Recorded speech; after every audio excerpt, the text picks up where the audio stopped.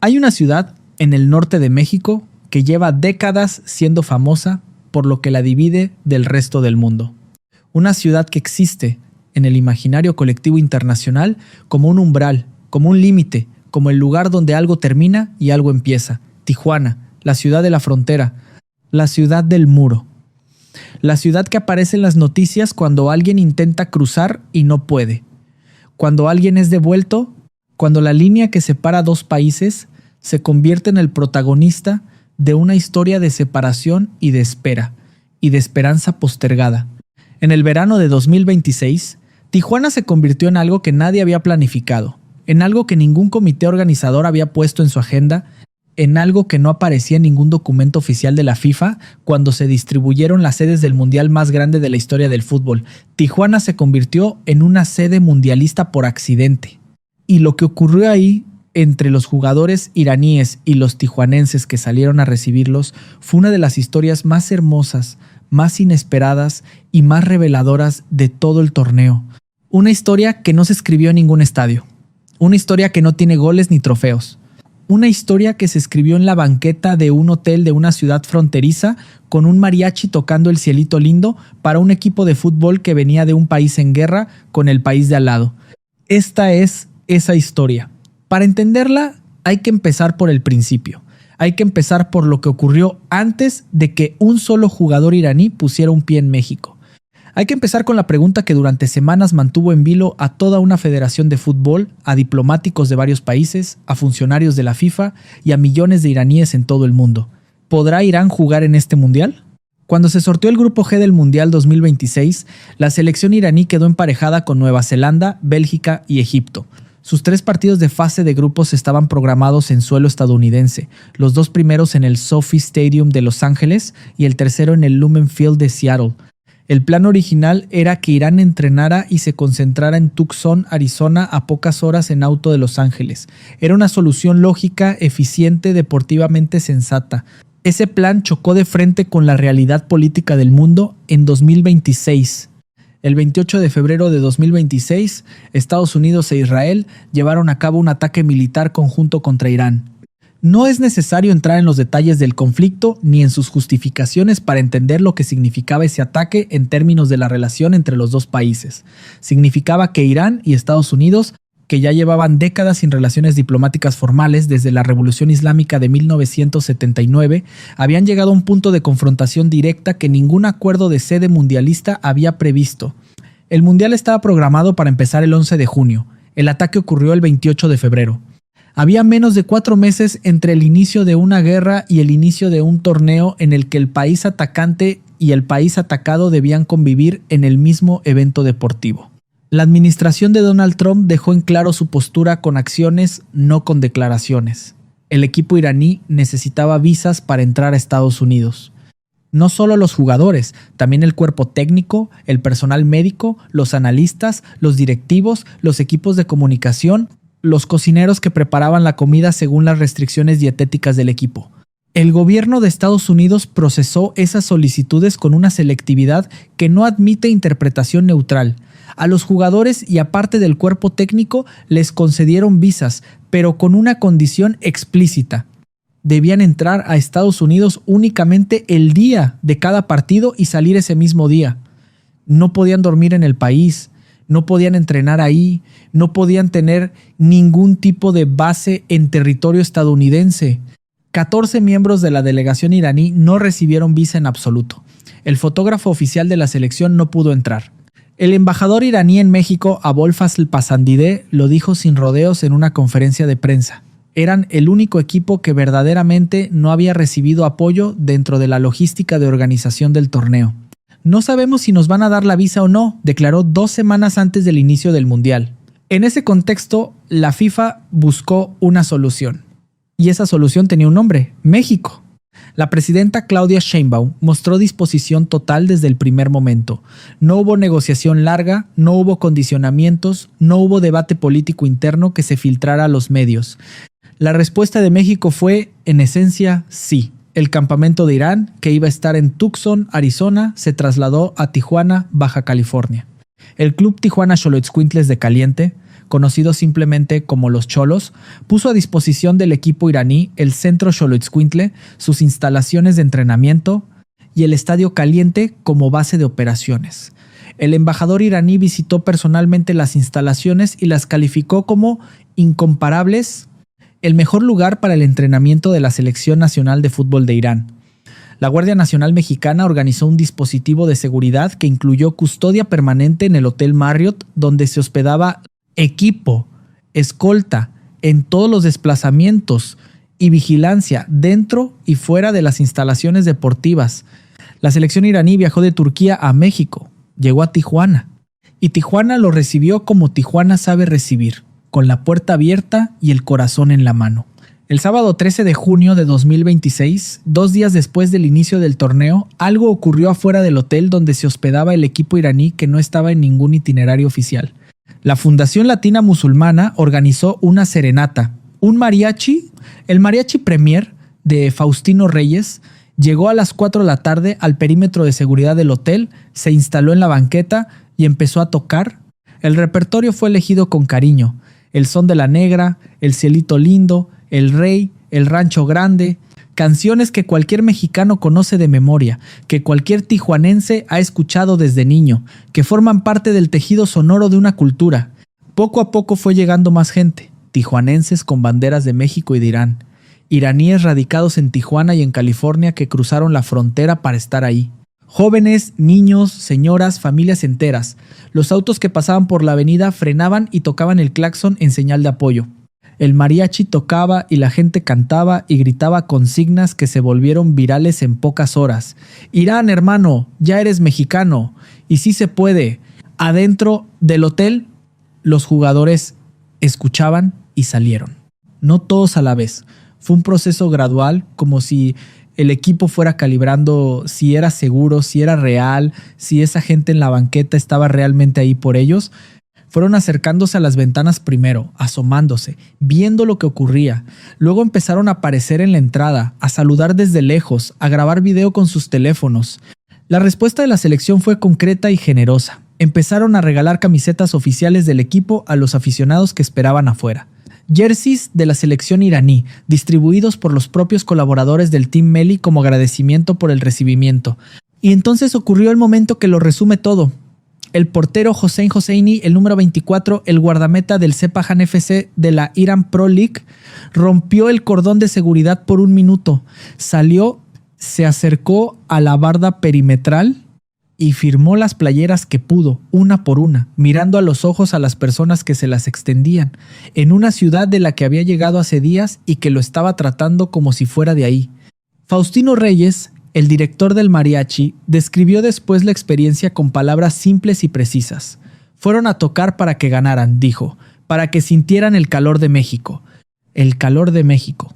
Esa frase es el corazón de esta historia y merece ser explorada con cuidado porque no es una frase vacía. Hay algo específico en la manera en que Tijuana recibió esta selección que tiene que ver con la identidad particular de esa ciudad. Tijuana no es cualquier ciudad mexicana. Es la ciudad mexicana que más tiempo lleva conviviendo con el concepto de la frontera, con la experiencia cotidiana de lo que significa estar de un lado y querer estar del otro, de lo que significa ser rechazado en una línea invisible, de lo que significa que un papel, un sello, una decisión burocrática determine si puedes seguir adelante o tienes que volver.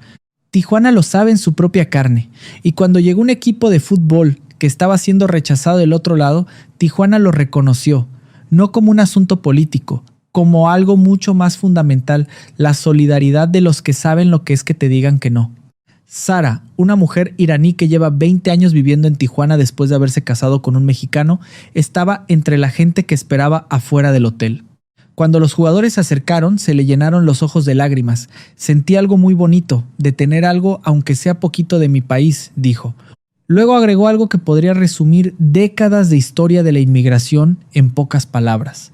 A diferencia de Europa, donde la gente suele ser racista, México la había recibido de forma cálida y amable. 20 años en Tijuana y lo que describía no era tolerancia, era pertenencia. Sadegh Galabi, otro iraní radicado en Tijuana desde hace 4 años, había esperado 2 horas afuera con su hijo pequeño. No había podido acercarse mucho, había visto a los jugadores desde lejos. Le preguntaron si valió la pena la espera. Sí, claro, dijo, vale la pena todo. El domingo 14 de junio, el día antes del debut de Irán contra Nueva Zelanda en el SoFi Stadium de Los Ángeles, los tijuanenses volvieron. Esta vez era la despedida. El equipo debía salir temprano hacia California. Desde las 7 de la mañana, la gente se concentró afuera del perímetro del hotel. Llevaban banderas de los dos países, camisetas, álbumes con el rostro de los futbolistas, pancartas en inglés con mensajes que decían «México está contigo» e Irán nunca andarán solos. Cuando los jugadores caminaron hacia el autobús, la multitud cantó.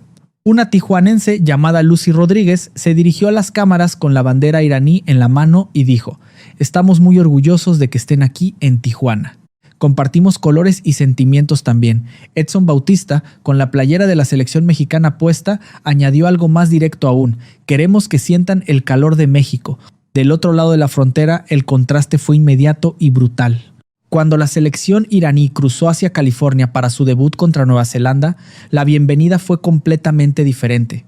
Agentes de seguridad, personal de control migratorio, perros especializados en detección de explosivos, el mismo tratamiento que cualquier delegación proveniente de un país en la lista de restricciones de la administración Trump.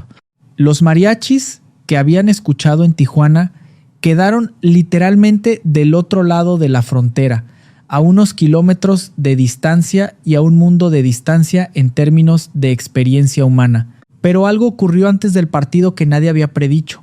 Los Ángeles tiene una de las comunidades iraníes más grandes fuera de Irán. Son decenas de miles de personas, muchas de ellas exiliadas de décadas, con historias complejas y posiciones diversas respecto al gobierno de la República Islámica. Algunos salieron a apoyar a la selección, otros salieron a protestar, a expresar su rechazo al régimen que representaba la camiseta verde. En ese espacio de tensión, el equipo de Amir Galenoei salió a la cancha a jugar fútbol, que es lo único que cualquier deportista puede controlar en un contexto que escapa por completo a lo que ocurre dentro del rectángulo de juego. El resultado fue un empate 2-2 contra Nueva Zelanda, un punto en un partido en el que, objetivamente, el equipo iraní no tenía las condiciones óptimas para competir. El embajador Pasandide lo había explicado antes del torneo con precisión clínica. Los jugadores debían volar el día anterior al partido, jugar y regresar a México ese mismo día. No había tiempo de descanso en suelo estadounidense, no había recuperación normal. Un experto en fisiología del deporte consultado por France 24 explicó que la postura durante un trayecto prolongado ya está modificando los procesos de recuperación e inflamación del cuerpo antes de que el partido siquiera comience. Los jugadores de Irán competían no solo contra sus rivales deportivos, sino contra una logística diseñada para hacerlo todo más difícil. Y sin embargo, el punto contra Nueva Zelanda los mantenía vivos en el torneo. La historia de Tijuana y de Irán no terminó con la despedida del 14 de junio. Siguió construyéndose en los días siguientes de una manera que ninguna producción de relaciones públicas podría haber fabricado, precisamente porque no era fabricada, era genuina. El 17 de junio, la Embajada de Irán en México publicó en sus redes sociales un video de agradecimiento. No era un comunicado formal ni un discurso diplomático. Era una animación elaborada con inteligencia artificial, con personajes inspirados en figuras de Lego, con una canción emotiva que describía en imágenes lo que había ocurrido en Tijuana. Una familia mexicana recibía a una familia iraní bajo un letrero de bienvenida en varios idiomas. Mujeres tijuanenses preparaban platillos para los visitantes. Jugadores con camisetas de Irán y de Tijuana entrenaban juntos en una cancha. La letra de la canción decía algo que ningún funcionario de ninguna cancillería podría haber escrito con mayor efectividad. México, le diste humanidad a nuestro dolor. Y luego, más adelante, gracias a México por su cálida bienvenida y hospitalidad ejemplar. El video circuló por todo el mundo. Millones de personas lo vieron. En los comentarios, en español, en persa, en inglés, en árabe, gente de todos los países escribía variaciones de lo mismo, que el fútbol puede ser, cuando se lo permite ser, exactamente lo que dice ser en todos sus discursos institucionales: un vínculo entre pueblos, un idioma universal, un espacio donde la humanidad de las personas importa más que la política de sus gobiernos. El senador Gerardo Fernández Noroña, del partido gobernante Morena, visitó personalmente el campamento iraní en Tijuana. Transmitió un mensaje de Claudia Sheinbaum a los jugadores. La presidenta y el pueblo mexicano los recibían con mucho cariño. El estrella iraní Mehdi Taremi, uno de los delanteros más conocidos del fútbol europeo por su paso por el Inter de Milán y otros grandes clubes, tuvo encuentros espontáneos con aficionados mexicanos que generaron imágenes virales. No eran fotos posadas para los medios, eran momentos capturados en la calle, en los alrededores del estadio, en la ciudad que se había convertido en su segundo hogar. El embajador Pasandide lo dijo con una claridad que no dejaba lugar a interpretaciones. Si México no hubiera aceptado acoger al combinado iraní, no habrían jugado este mundial. No era una figura retórica, era la descripción literal de lo que había ocurrido. Sin el sí de México, sin la disposición inmediata de Sheinbaum, sin la apertura del Club Tijuana y de sus instalaciones, sin la logística de la Guardia Nacional, el equipo iraní se habría quedado sin base de operaciones en un torneo que se celebraba en el país que le había negado el hospedaje. La Copa del Mundo 2026 habría sido el primer mundial en la historia en el que un equipo participante tuvo que competir sin poder entrar al país anfitrión ni siquiera para dormir. Hay una frase que se repite en los documentos históricos y en los discursos políticos sobre Tijuana, una frase atribuida al presidente Adolfo López Mateos que el Club Tijuana citó en su comunicado de bienvenida al equipo iraní. Aquí empieza la patria. Es una frase sobre el valor simbólico de la frontera norte, sobre lo que significa que el primer suelo mexicano que pisan los que vienen desde el norte sea esta ciudad y no otra. En el contexto del Mundial 2026, esa frase adquirió un significado que López Mateos no podía haber imaginado. Aquí empieza la patria, que te abre las puertas cuando la que está al lado te la cierra. Pero sería un error reducir esta historia a una narrativa simple de buenos y malos, de México generoso contra Estados Unidos hostil. La realidad es más compleja y más rica que eso. Lo que ocurrió en Tijuana no fue una política de Estado ejecutada con frialdad institucional. Fue algo mucho más humano y mucho más poderoso. Fue una ciudad que respondió espontáneamente a la presencia de un grupo de personas que necesitaban ser recibidas. Los mariachis no los mandó ningún funcionario. La serenata no fue parte de ningún protocolo diplomático. Faustino Reyes y su mariachi llegaron caminando 2 cuadras desde donde encontraron estacionamiento y tocaron desde una banqueta. Los tijuanenses, que salieron a despedir al equipo el 14 de junio a las 7 de la mañana, lo hicieron porque quisieron. Nadie los obligó, nadie los pagó, nadie organizó su presencia con semanas de anticipación. Eso es lo que hace que esta historia importe más allá del fútbol y más allá de la geopolítica. No es una historia sobre la política exterior de México. Es una historia sobre lo que la gente hace cuando se encuentra frente a alguien que necesita ser recibido.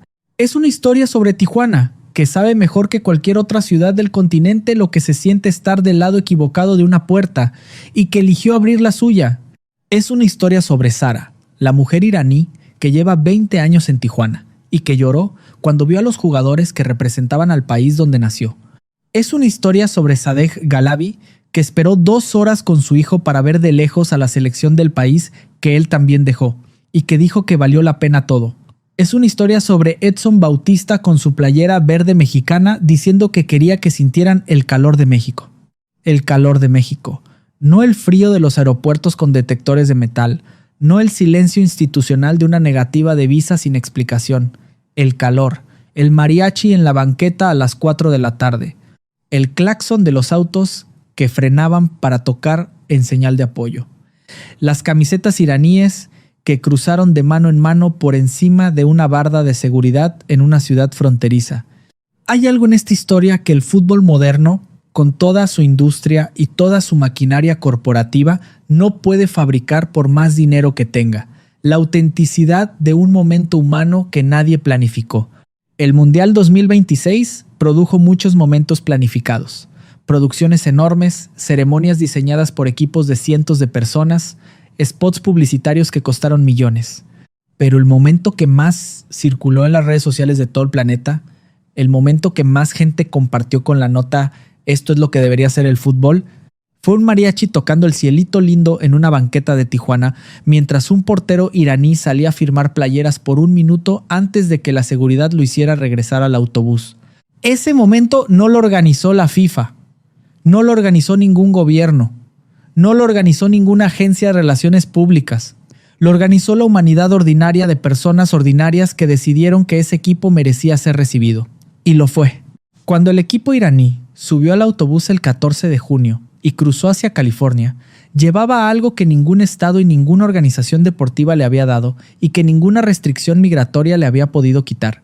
Sabía que había un lugar donde era bienvenido, que había una ciudad que, sin conocerlo, sin hablar su idioma, sin haber visto nunca un partido de la Liga Profesional de Irán, había salido a la calle a las 7 de la mañana para decirles que no andaban solos. La embajada iraní lo resumió en la canción de su video de agradecimiento con 11 palabras que no necesitan traducción ni elaboración. México, le diste humanidad a nuestro dolor. En casi 100 años de historia de la Copa del Mundo, Irán fue el primer equipo en llegar a un torneo en conflicto armado con un país anfitrión. Fue el primer equipo en tener que entrar y salir del país sede el mismo día de cada partido. Fue el equipo con más obstáculos logísticos, políticos y diplomáticos de todo el torneo. Y fue también el equipo que protagonizó la historia más hermosa del torneo, no en la cancha, en la banqueta de un hotel de Tijuana, con un mariachi tocando El Cielito Lindo y una ciudad entera diciéndoles, a su manera, aquí empieza la patria.